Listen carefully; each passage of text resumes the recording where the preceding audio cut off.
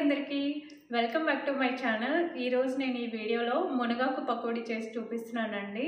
చాలా మంచిది హెల్త్కి మునగాకు అనేది. ఇప్పుడు సీజన్ కాబట్టి చాలా బాగా దొరుకుతుంది కూడా మార్కెట్లో. మీరందరూ కూడా తప్పకుండా ట్రై చేయండి. చాలా బెనిఫిట్స్ ఉన్నాయి మునగాకులో వచ్చేసి. ఇప్పుడు తయారీ విధానం ఏంటో చూసేద్దాం. ముందుగా 1 కప్పు మునగాకుని తీసుకొని ఇలా శుభ్రంగా క్లీన్ చేసుకోవాలండి. దీన్ని తర్వాత కొంచెం చాప్ చేసుకున్నా పర్లేదు, లేదా అలాగే వేసినా పర్లేదు. నేను ఇక్కడ ఒక హాఫ్ని కట్ చేశాను, హాఫ్ అలాగే వేసేసాను.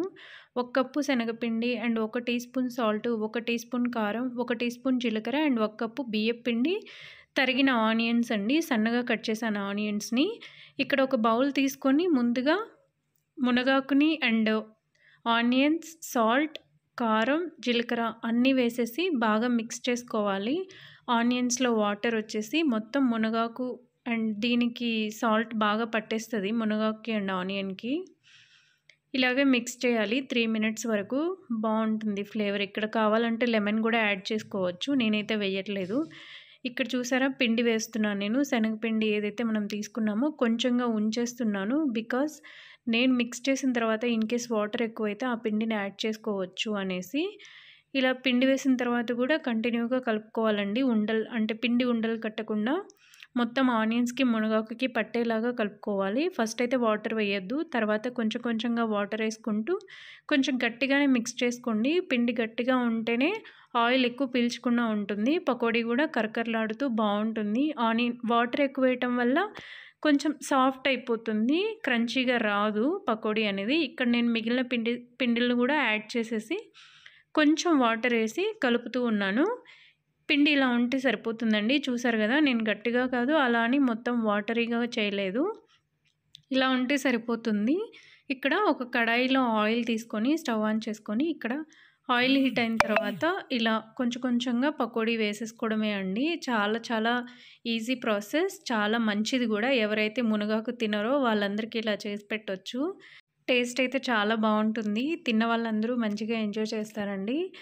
ఇలాగే కొంచెంగా పిండి ఎక్కువ వేయొద్దండి, అంటుకుపోతాయి పకోడీస్ అనేది. కొన్ని వేసి మాత్రమే ఫ్రై చేసుకోండి. కలర్ గోల్డెన్ కలర్ వస్తే సరిపోతుంది.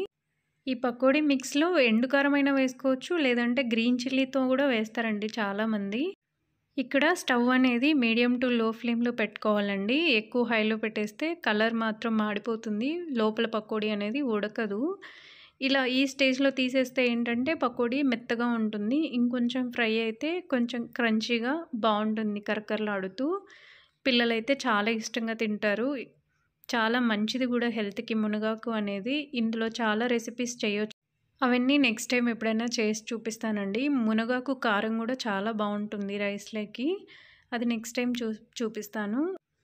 ఇక్కడ చూసారా పకోడీ అనేది రెడీ అయిపోయింది. ఈ కలర్ ఉంటే బాగుంటుంది తినడానికి, నాకైతే ఇలా ఇష్టం. నెక్స్ట్ టైం వేసేటప్పుడు కూడా ఇలా ఆయిల్ చెక్ చేసుకొని లో టు మీడియం ఫ్లేమ్లోనే ఉంచుకొని ఫస్ట్ అయితే వేసుకోవాలండి. కొంచెం ఫ్రై అయిన తర్వాత ఫ్లేమ్ని అడ్జస్ట్ చేసుకొని హై ఫ్లేమ్లో పెట్టుకోవచ్చు. చాలా టేస్టీగా ఉండే మునగాకు పకోడీ రెడీ. నెక్స్ట్ కూడా ఇలాగే గోల్డెన్ కలర్ వచ్చిన తర్వాత తీసేయడమే అండి. థ్యాంక్ యూ అండి, ఇంతవరకు నా వీడియోస్ని చూస్తూ సపోర్ట్ చేస్తున్న మీ అందరికీ. నా వీడియో కనుక మీ అందరికీ నచ్చినట్టయితే please like, share, subscribe to my channel. పక్కనే ఉన్న బెల్ ఐకాన్ అయితే క్లిక్ చేయడం మర్చిపోకండి. నేను వీడియో పెట్టగానే మీ అందరికీ నోటిఫికేషన్స్ వస్తాయి. అంతే అండి. ఈ పకోడీని టమాటో కెచప్తో తినొచ్చండి, చాలా బాగుంటుంది taste. Thanks for watching my video.